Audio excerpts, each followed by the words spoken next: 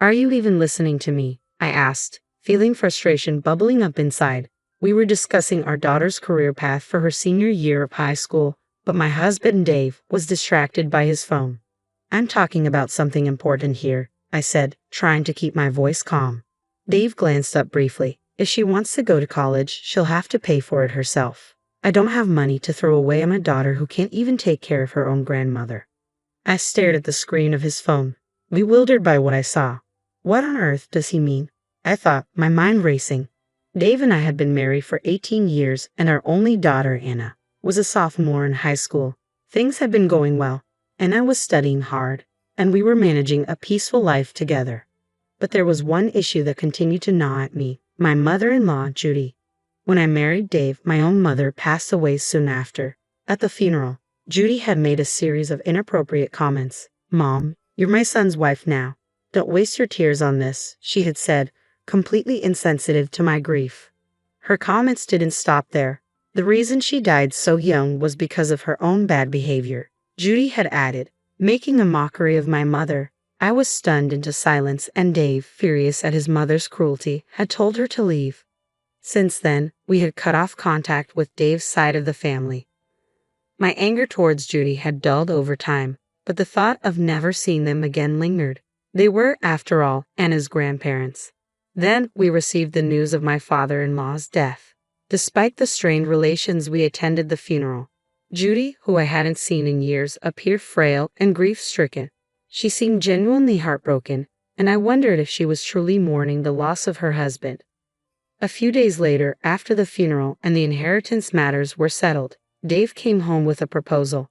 "I think we should move in with Judy," he said. "She's alone now, and my mother is very depressed." I considered Judy alone and grieving.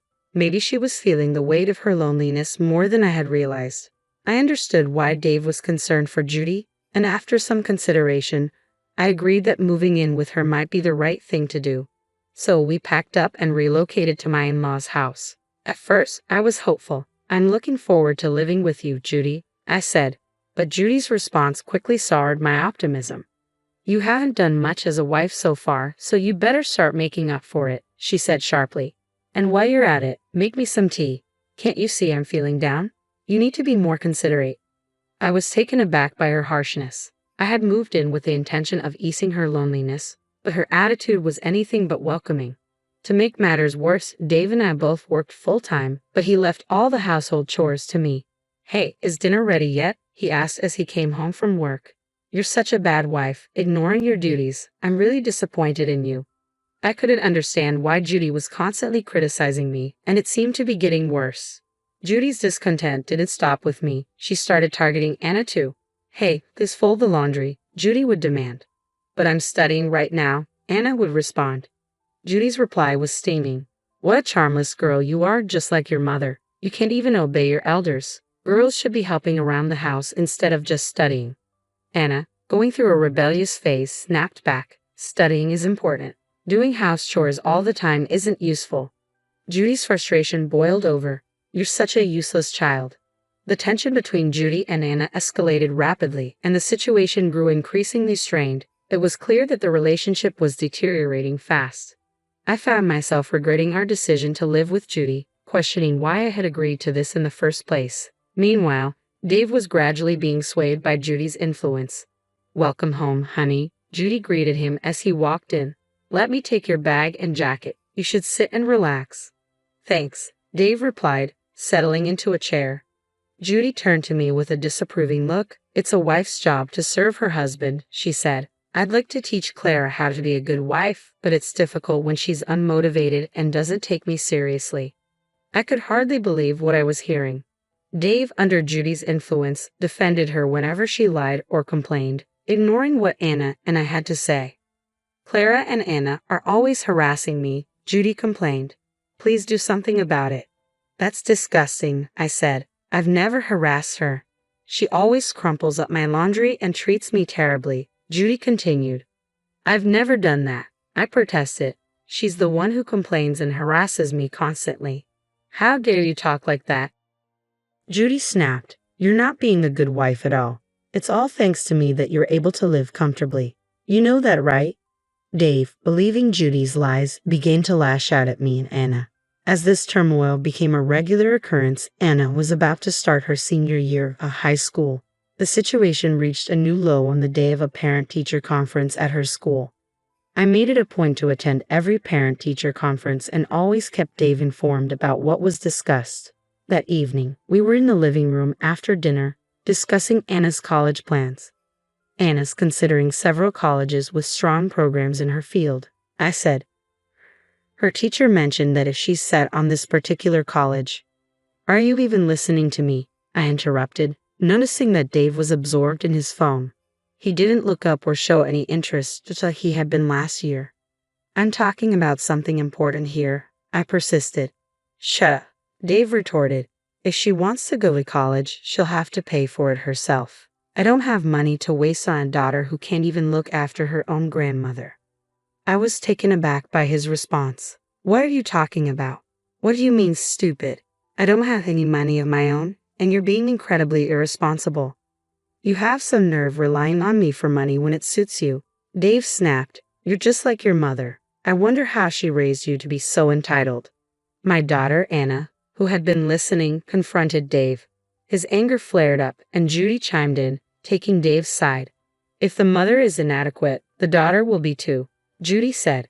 A daughter who doesn't know her place and gets too big for her britches doesn't deserve any support. That's right, Dave agreed. Why should I pay for a selfish, ungrateful daughter? Dave's words cut deep. I couldn't believe he was calling Anna selfish. We had been saving diligently for her college education, and it wasn't as if we were broke. I reached my breaking point. I couldn't stand Dave and Judy's disdain, fueled by their dislike for us. If you're going to be this insistent about money, then fine, I said, my frustration boiling over. I'm filing for divorce. The words felt like a release. You won't be able to afford Anna's college fees on your own, you know. Dave scoffed. If you want a divorce, go ahead. I don't want a useless wife who can't even support her own husband's family. And I certainly don't want a daughter who's been raised by such an idiot. He continued, the savings we've accumulated will be used for my family, especially my mother. Don't count upon any of it? Fine, I said, trying to keep my composure. I hope you live in a world where your arrogance is tolerated.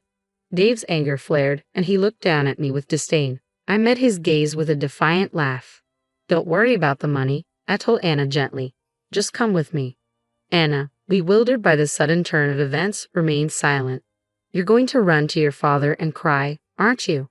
I continued. He must be so annoyed that you depend on him at your age. But I guess it's not surprising since he raised you to be his idiot daughter. I added, you get angry when people speak badly about your family, yet you're quick to judge others. You're so contradictory.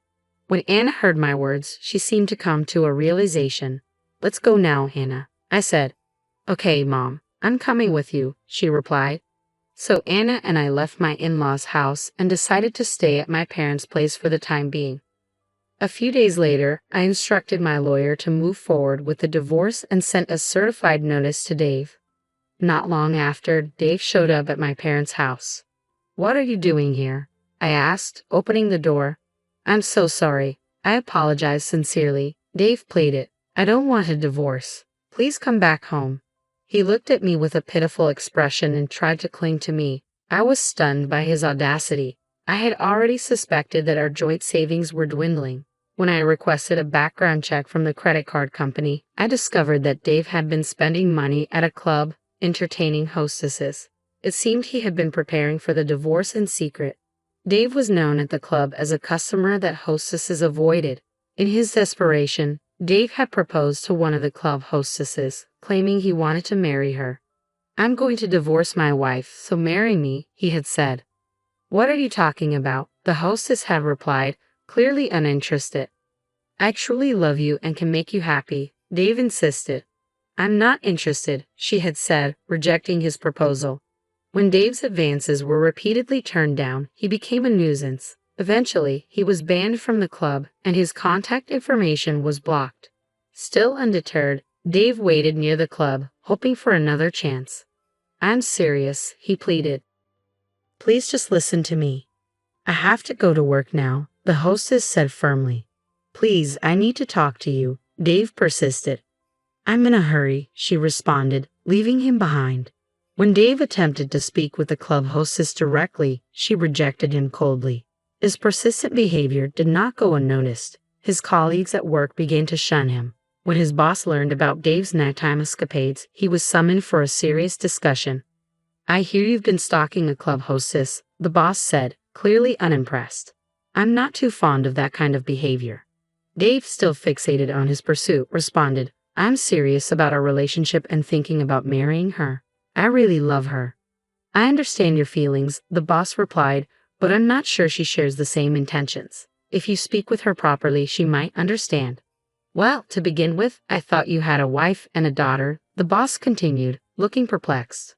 My wife and I are getting a divorce, Dave said dismissively. Both my wife and daughter are annoying. They're making a fuss about college, while the hostess is far better than my selfish wife and daughter. The boss was taken aback by Dave's shallow reasoning. What on earth are you thinking? As a husband, you should consider your wife's position. I did, Dave insisted. But my mother? You only listen to your mother, the boss cut in. If you're a husband, you should also listen to your wife. Besides, you don't take your daughter's college aspirations seriously but are all in for another woman. How can you think that's acceptable as a father? You better get your act together, the boss warned. Yes, sir, Dave replied, shaken by the confrontation. As a result of his behavior, Dave was demoted and faced a pay cut, a stark consequence of his actions. I sent Dave a certified letter demanding a divorce, custody of Anna, a division of property, and reimbursement for the money he had spent on the club for alimony. I'm really sorry, I was wrong. Let's start over, Dave pleaded when he received the letter. Even if we don't divorce, you still owe me for the money you spent behind my back, I replied firmly. What? Dave was taken aback by the mention of the money. I could see his surprise was more about the financial burden than any genuine desire to reconcile. His reluctance to pay and his insincere offer to make amends showed that he had no real intention of making things right. With a sigh of frustration, I said, I manage all the house chores, look after Anna, and take care of your own mother. I can't possibly go back to someone like you, who decides our future based on whims and then plays around with younger women. Dave stammered. I made it clear that there was no chance of reconciliation. Just then, Anna came around from the back of the house. I'm really sorry, Dave said, turning to her. I'll be a good father. Let's start over. Anna looked at him with cold disdain. Do you have any idea what I've been going through these past few months? If you think a simple apology can fix everything, you're mistaken. Just because I'm in high school doesn't mean you can belittle me. A father who jeopardizes his daughter's future while spending money on other young women is both creepy and gross. Dave was visibly shocked by Anna's harsh rejection. He slumped his shoulders and left completely defeated. Soon after, Dave fell into a deep depression, unable to cope with the gravity of his situation. I've grown weary of middle-aged men who blur the lines between reality and fantasy. Dave's persistent attempts to reconcile were futile. Even the hostess he pursued rejected him.